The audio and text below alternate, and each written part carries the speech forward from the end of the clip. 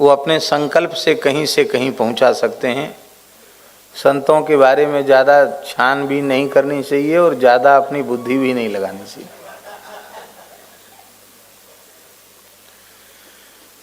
एक घटना हमने अपनी आंखों से देखी एक वृंदावन के संत के बारे में।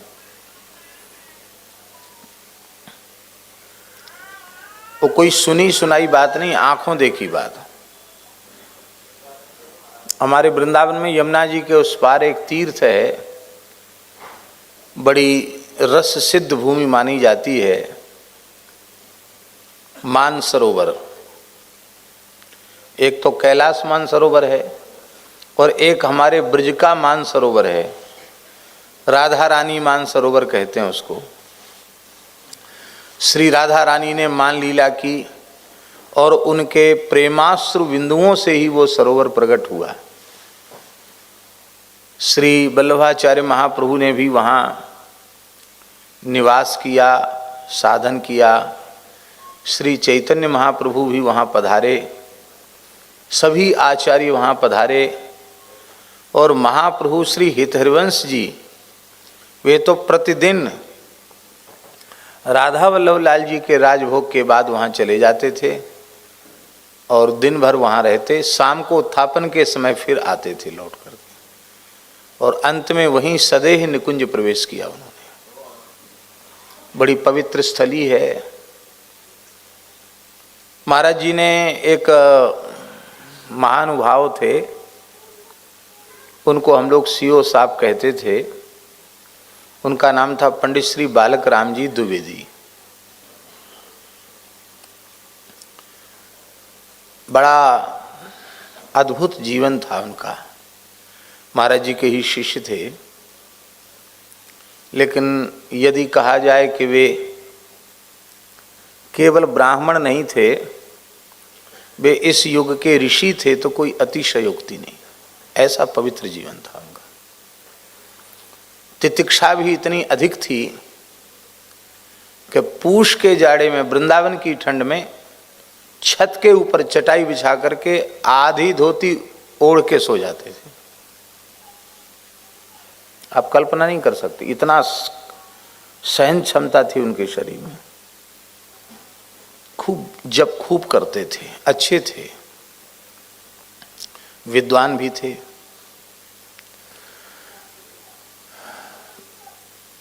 महाराज जी के शिष्य थे, पर महाराज जी उनको अपना मित्र कहते थे।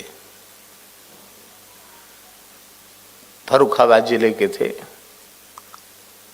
आयु भी लगभग महाराज जी के समकक्ष ही थी उनकी।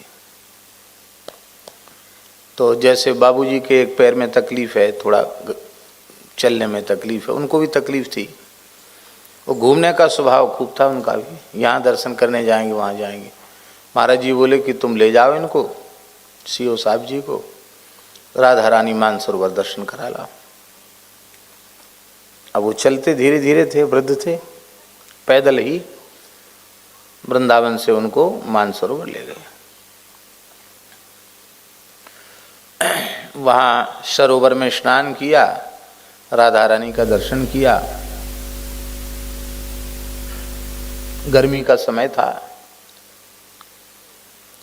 तो सीओ साहब जी बोले कि हम तो अब, हमें कुछ खाने पीने की आवश्यकता है नहीं, और हम थक भी गए, हमारे पैर में दर्द हो गया है, तो हम तो अब तो कहीं नहीं जाएंगे। अब हम यहीं, क्या सुंदर लता कुंज है, और यहीं हम पड़े रहेंगे, यहीं अपने भजन करेंगे। अब उनको छोड़ के हम कैसे जाएं?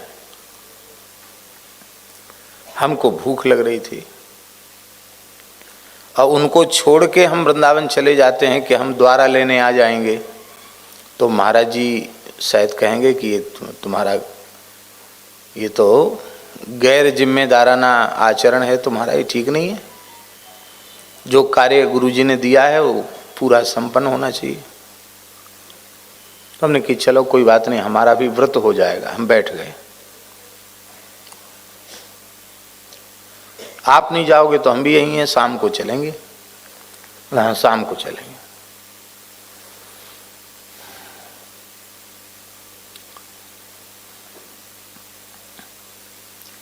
थोड़ी ही देर बाद, लगभग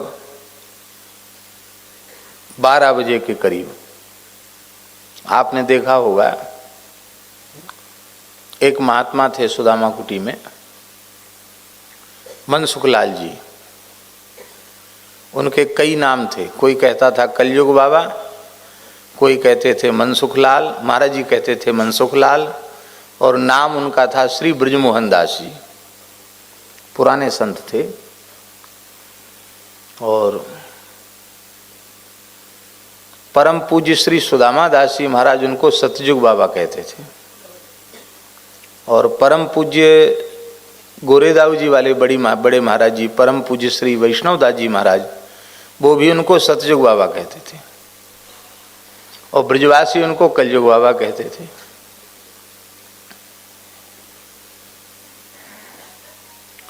और ये नाम उनके खुद ही पड़ गया था ब्रजवासी में। बाबा तेरो नाम कहा है?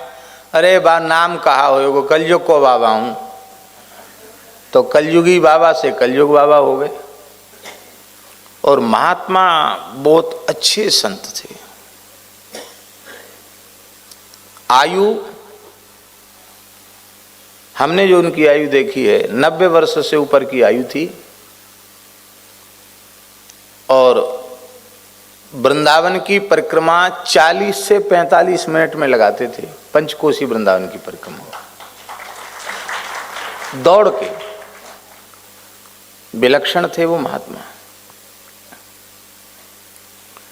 और उनके मन में कभी आ जाता तो एक दिन में आप विश्वास नहीं कर सकते हमारी बात पर, कभी उनके मन में आ जाता तो महाराज जी से पूछते, भक्तमाली जी से, कि गिरिराज जी के परिक्रमा की इच्छा है, राधा रानी और नंदगांव के दर्शन की इच्छा है बरसाने की, आपकी आज्ञा हो तो कल चले जाएं। तो महाराज जी कहते ठीक है चले जाओ। तो सवेरे चाय पी के वो चलते, गिलास में चाय बना लेते थे। काय में चाय? एक गिलास में चाय बना लेते थे। इतनी सी उनकी सिगड़ी थी, उसका इतना उसका मुंह, 2-4 कोयला में गरम, उसी में एक गिलास में चाय बना लेते थे। और कटोरी में पकौड़ी बना लेते थे, छोटी सी कटोरी में पकौड़ी बना लेते। तो वृंदावन से पैदल चलकर, आप सुनकर आश्चर्य करेंगे, वृंदावन से पैदल चलकर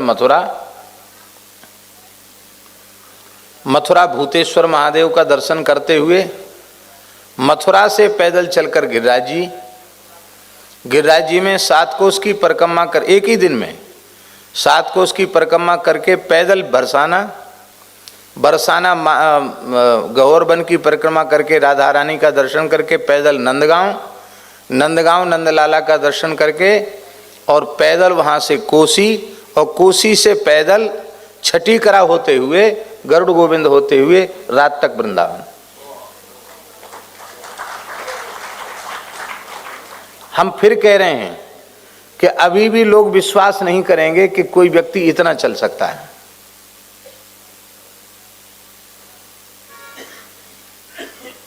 वो तो कोई गिनीज बुक वाला नहीं था, नहीं तो महाराज उनके जैसा तो पूरी दुनिया में कोई इतना चलने वाला। एक दिन में कितना किलोमीटर होगा महाराज जी? ना, 100-150 किलोमीटर से कम नहीं होगा। हाँ, अब पूरा जोड़ने से पता चलेगा, लेकिन अनुमान है कि 150 किलोमीटर लगभग होना चाहिए। एक व्यक्ति एक दिन में चल ले, संभव है? और वो भी आयु, आप कहेंगे आयु कैसे पता था कि आप कहते 90 साल की है? तो थोड़े बीमार हुए, महाराज जी ने रामकृष्ण मिशन भेजा, तो स्वामी जी ने पूछा बाबा उम्र?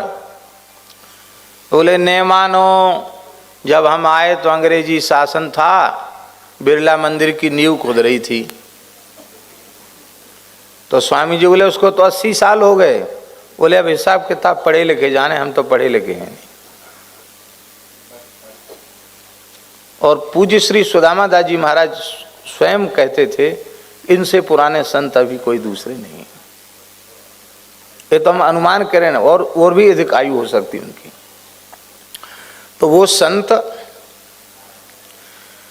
एक सुरा, हम वहां थे मानसरोवर में, वो संत एक सुराही में जल लेकर, बढ़िया ठंडा सुराही का जल, एक हाथ में पंखा बीजना और एक पोटरी में शक्कर और बाल्टी में सुराही और ऊपर से एक पोटली शक्कर की और आम की एक थैला में आम, बढ़िया दशहरी आम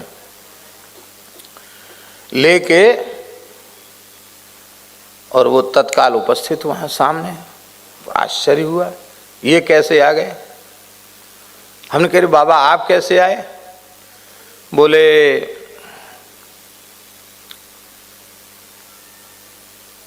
मेरे राम के मन में आया कि ये बुढ़े तो वहीं पड़ जाएंगे जाके और हमारे पंडित जी दिन भर भूखे रह जाएंगे, तो ये बढ़िया दशहरी आम है और ये बढ़िया ठंडा सुराही का जल है, तुरंत अभी बनाए। मानसरोवर के जल में उन्होंने आम धोए और तुरंत अमरस बनाया, बढ़िया अमरस बना दिया। खूब डट के अमरस पिया हम लोगों ने। ऐसी मनी मन राधा रानी को भोग लगा। श्री जी का मंदिर तो बंद हो गया था। और एक छोटी सी जो है एक दरी और लाए बिछाने के लिए, तो दरी बिछा दी उन्होंने, दरी पे हम लोग बैठ गए। हमने कि बाबा आप ले लो। बोले नहीं, हम तो सुदामा कुटी जाके पंगत करेंगे, आज भंडारा है, खीर मालपुआ की रसोई है, वहाँ जाके हम तो पंगत करेंगे, प्रसाद पावेंगे, ये हम अमरस से हमारा काम नहीं चलेगा। बाबा कब जाओगे, तब तक तो पंगत। अब ही पहुँचे और आश्चर्य आप मानेंगे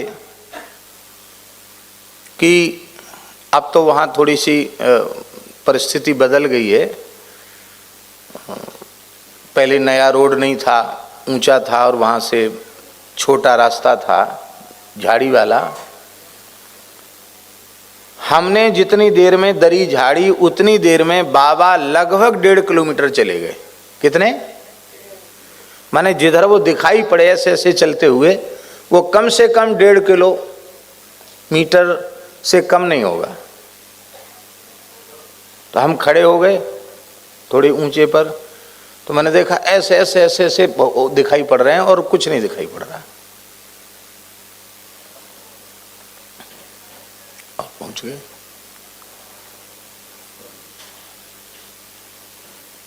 आज भी हमें विश्वास नहीं होता है कि दौड़कर भी इतने जल्दी 1-1.5 मिनट में 1-1.5 किलोमीटर कौन चला जाएगा?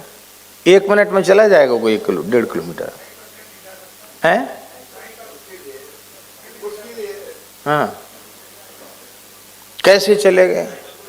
साइकिल से भी नहीं जा सकते हैं? नहीं, वो पगडंडी का रास्ता है, कोई वैसा रास्ता नहीं। बढ़िया अच्छा रास्ता हो तो कोई बात नहीं। तो हमको बहुत भारी आश्चर्य हुआ। और जो सीओ साहब जी थे वो तो बड़े पढ़े लिखे आदमी थे, उनको भी बहुत आश्चर्य हुआ। बोले ये महात्मा तो कोई विलक्षण है।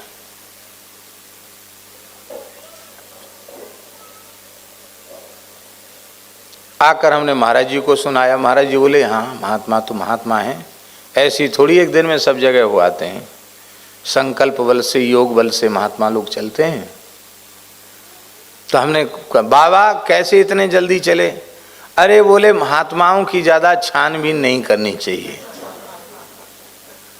हनुमान जी जाने। क्या बोले?